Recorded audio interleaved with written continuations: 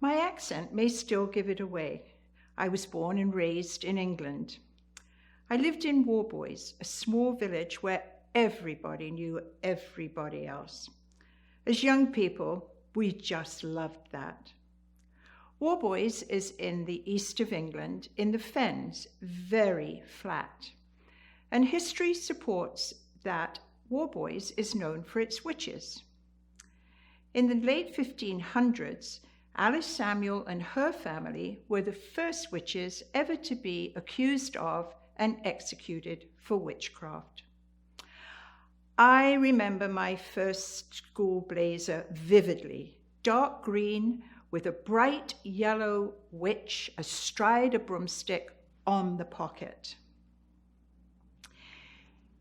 In the village lived a young woman who I knew very well, and everybody else did too, and her middle initial was P, which we soon found out stood for procrastination. I'm sure we've all met people like her. They're always going to do something special and different. I'm going to see the world was her famous expression, but to which her friends would always remark, we'll believe that when we see it. She maybe had left the village once. And in the early 1960s, Australia and Canada were calling Brits to leave their homeland and see the world. The countries would even pay for part of the fare to fly them to a new and exciting life. What could be more enticing for young people? In 1964, this young woman was coaching field hockey, netball, tennis, and other activities at a girls' private school. Now, as some of you know, in England, students enjoy a break halfway through their studies, and this is called half-term. One half-term, the young woman journeyed to London and found herself in the famous Trafalgar Square. Across the street, she could see a beautiful Greek revival building with a huge Canadian red ensign flag flying from its roof. It was Canada House. She went in for an interview and 3 months later arrived in Canada. By now, you've probably decided that young procrastinator is me, and I haven't changed. Why didn't I choose Australia? Well, I knew 2 people in the whole of Canada and not one in Australia. The man who interviewed me in Canada House really pushed me to go to Winnipeg. He told me, we need more immigrants in Winnipeg.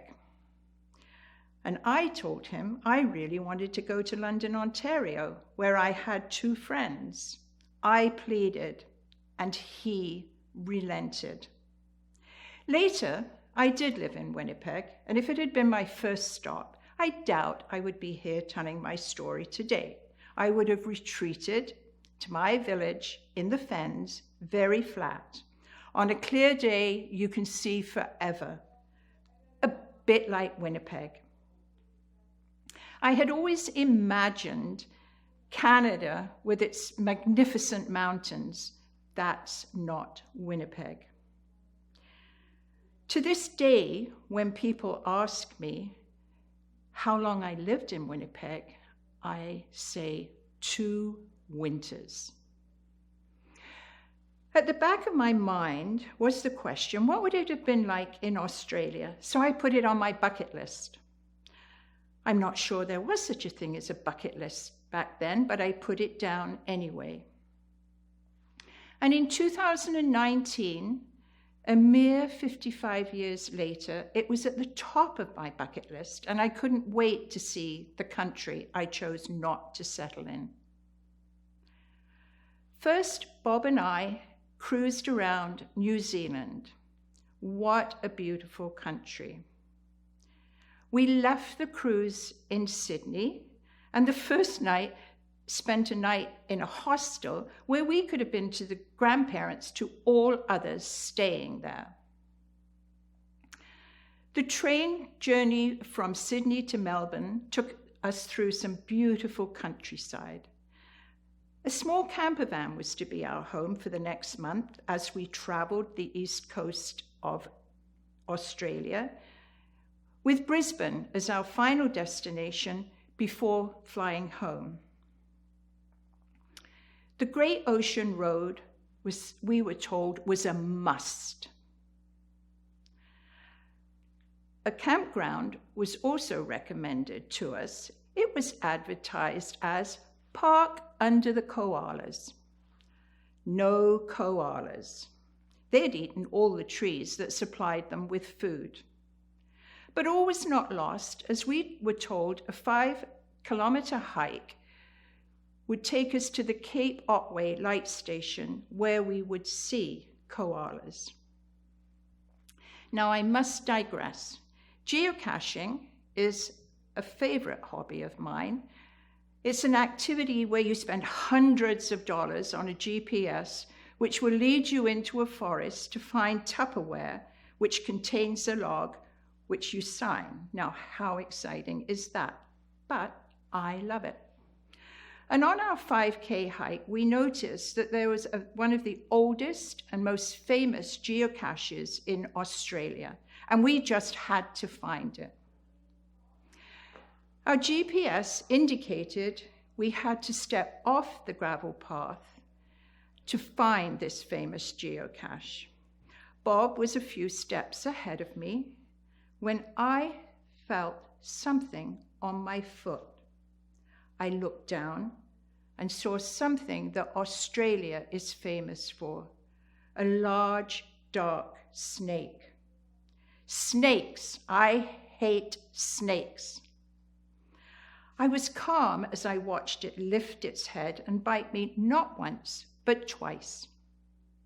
I still remained calm as I said, Bob, I've just been bitten by a snake. We had no cell service, there was no one else around, and we knew one should not walk following a snake bite, but we had no choice. About 200 meters ahead, we could see the famous Cape Otway light station, and we headed there.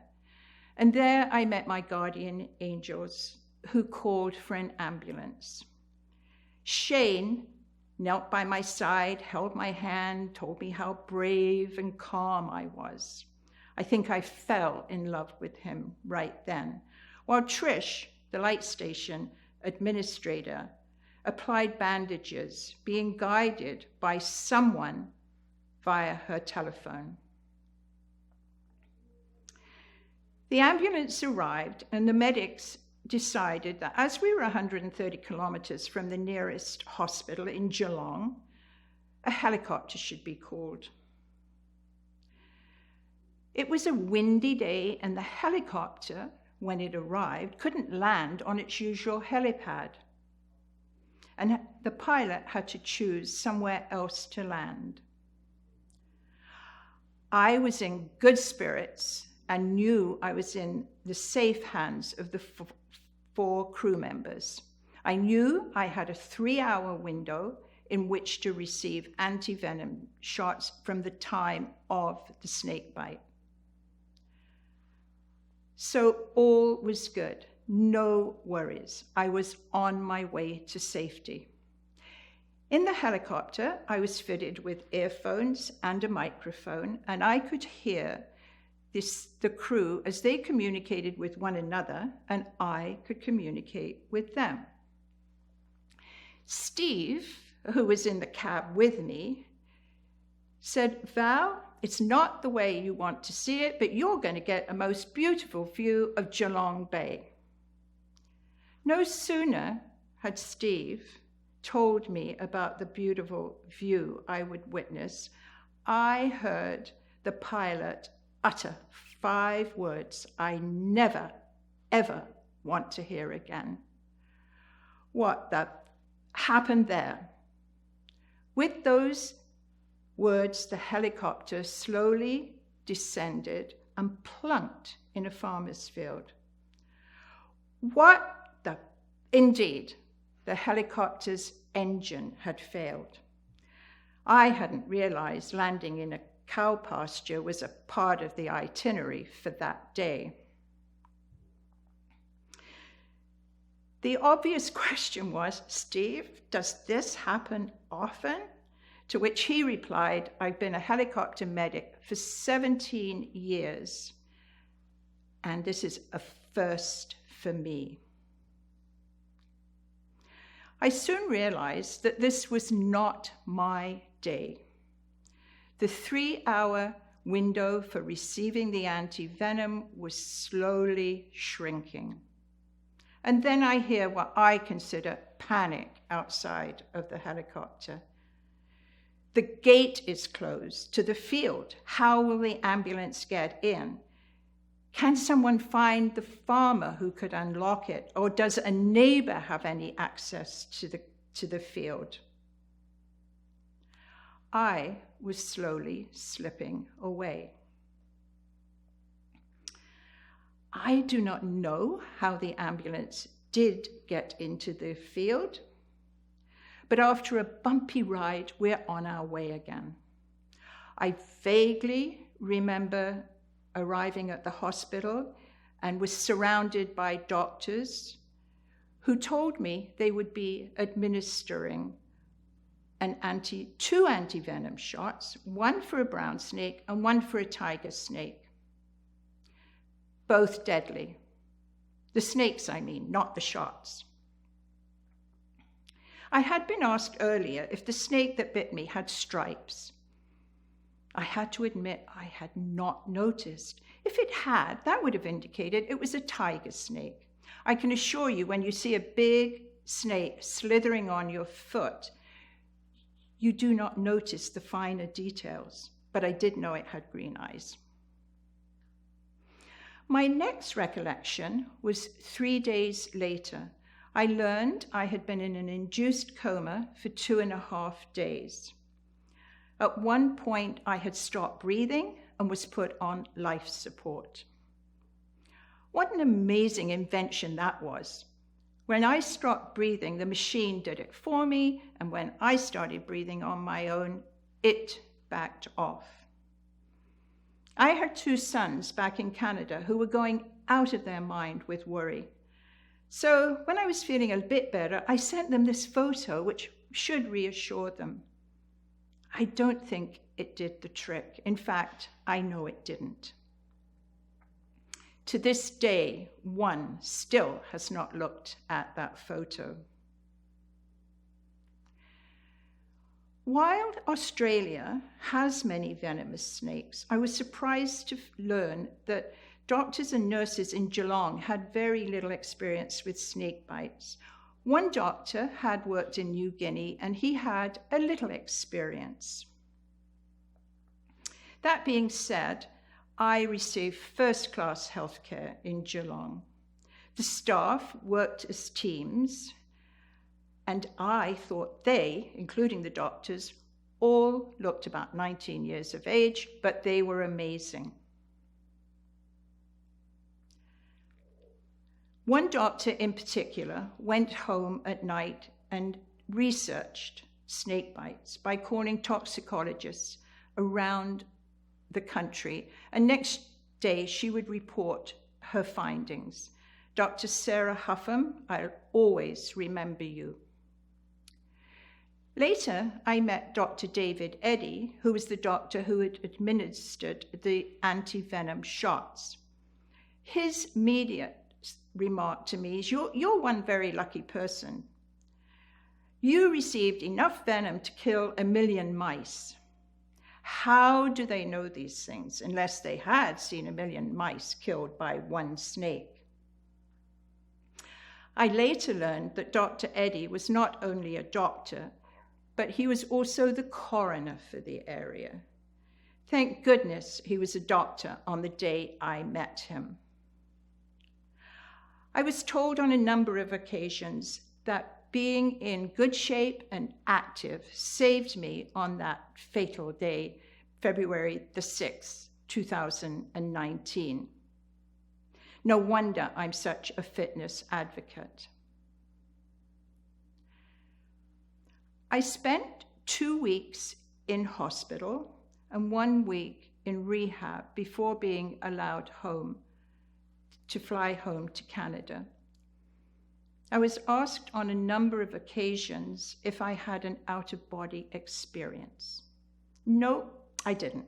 Kind of disappointing, and I'll have to put that one on my bucket list and hope I never, ever strike it off. I think my story supports my decision in 1964 to emigrate to Canada rather than Australia. I think we live in the greatest country in the world, and I'm proud to say I'm Canadian.